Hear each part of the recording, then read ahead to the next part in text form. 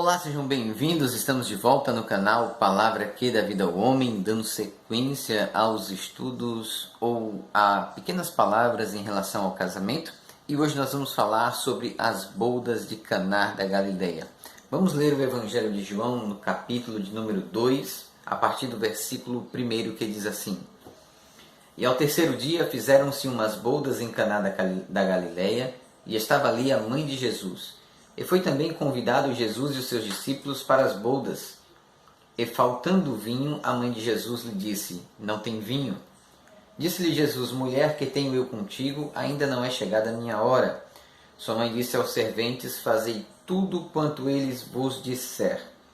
E estavam ali postas 6 talhas de pedra para as purificações dos judeus. E em cada uma cabiam 2 ou 3 almudes. Disse-lhe Jesus: Enchei de água essas talhas, e encheram-na em cima.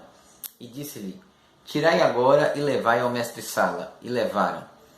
E logo que o mestre-sala provou a água feita em vinho, não sabendo de onde viera, se bem que o sabiam os serventes que tinham tirado a água, chamou o mestre-sala ao esposo e disse-lhe: Todo homem põe primeiro o vinho bom, e quando já tem bebido bem, então o inferior é servido, mas tu guardaste o bom vinho até agora. Jesus principiou assim os seus sinais em Caná da Galileia e manifestou a sua glória, e os seus discípulos creram nele. O interessante dessa passagem é que, além de ser o primeiro milagre de Jesus no início do seu ministério, também é a ocasião em que ele opera esse milagre. Quando nós falamos deste milagre, primeiro nós precisamos observar que ele é realizado em um casamento.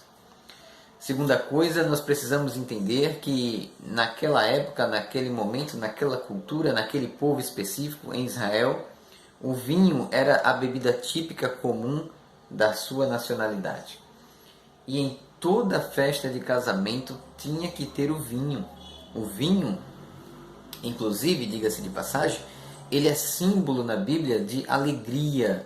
Os noivos estavam alegres, os noivos estavam felizes, os noivos estavam comemorando, e tinha-se vinho para servir aos convidados. O interessante, se nós pararmos para observar, é que na euforia do casamento, na alegria do casamento, alguém errou nas contas e o vinho acabou. Primeira coisa que eu quero falar com você: muitas vezes falta o vinho do teu casamento, ou seja, falta a alegria do casamento.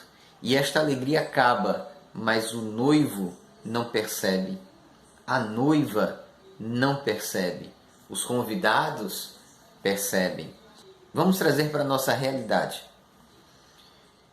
Você muitas vezes não enxerga que o seu casamento está passando por dificuldades, por crises, por obstáculos, por barreiras, mas quem está à sua volta percebe. A tua família percebe, os teus amigos percebem, a sociedade percebe. Mas você que está dentro do casamento, dentro da situação, às vezes tem dificuldade para perceber que o vinho acabou, a alegria acabou.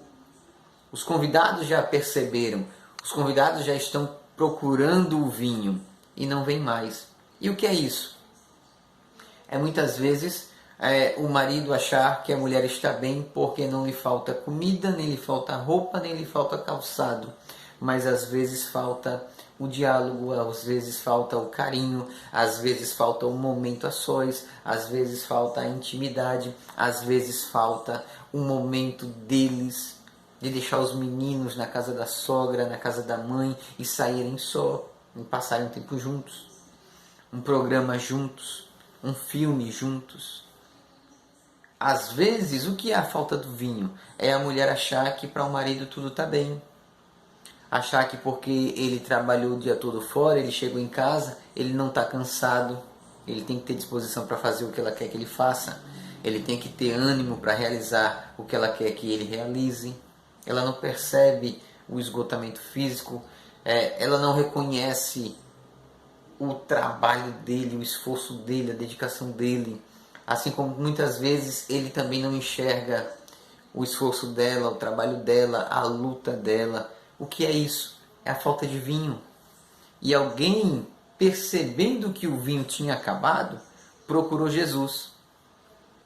Ou seja, Maria, percebendo que o vinho havia se esgotado, procurou Jesus. Por que procurou Jesus? Jesus se preocupa com o casamento, Jesus se preocupa com a família, Jesus se preocupa com os noivos. Eles chamam Jesus e dizem assim: Jesus, acabou o vinho. Ou seja, eles estavam dizendo: acabou a alegria, acabou a festa, acabou o romance, acabou a felicidade, o vinho acabou. Veja que agora eu estou fazendo uma comparação, uma analogia com o vinho e a alegria. E os noivos não perceberam, porque os noivos estavam envolvidos com as coisas do casamento, em recepcionar, em atender, em comemorar, em festejar. E o vinho foi acabando. Às vezes, o seu casamento ele começa a entrar em crise e você não percebe, porque você está ocupado com as coisas do casamento, as contas, a casa, os filhos, as despesas, a feira, isso, aquilo, e aquilo vai minando, o vinho vai acabando, o vinho vai escoando pelas suas mãos e você não percebe. Jesus, percebendo que o vinho, a alegria da festa estava acabando, ele imediatamente vai operar um milagre. E o primeiro milagre de Jesus vai ser no casamento. O que isso significa? Tem jeito para o seu casamento, tem jeito para a sua família, tem jeito para a sua felicidade, tem jeito para que vocês continuem bem. Qual é o jeito? Primeiro, convide Jesus. Convide Jesus para casa, convide Jesus para a família, convide Jesus para a festa, convide Jesus para o seu casamento. Isso é o passo mais importante. Segundo, o casamento, ele não é uma vida a dois. Ele é uma vida a três. Oxe, irmão, e é uma vida a três? Como isso é possível? Muito fácil. O noivo, a noiva, Jesus. Jesus, ele tem que estar presente no casamento, presente na família, presente no lar. Aí, os serventes agora enchem as talhas de água e Jesus, ele vai transformar a água em vinho. É uma mudança química. É você sair de H2O e você ir para uma outra fórmula química, que é a fórmula do vinho. É você mudar drasticamente, literalmente, violentamente. O que isso significa? Isso significa que Deus vai restaurar o teu casamento. Deus vai restaurar a tua família. Deus vai trazer de volta a alegria para a tua casa. Deus vai colocar novamente um sorriso no teu rosto. Porque o que Deus uniu, não separe o homem. E quando eu falo não separe o homem, eu estou falando não só do homem externo, do homem fora do casamento, mas às vezes do homem que está dentro do casamento e permite que as coisas se descontrolem desse jeito. Ei, preste atenção, ó. Levaram o vinho para o mestre-sala e o mestre-sala disse: ó, normalmente as pessoas colocam um vinho bom e quando todos têm bebido, trazem um vinho inferior, mas tu guardaste o melhor vinho até agora. Sabe o que é isso? É Jesus transformando o seu casamento para um casamento melhor.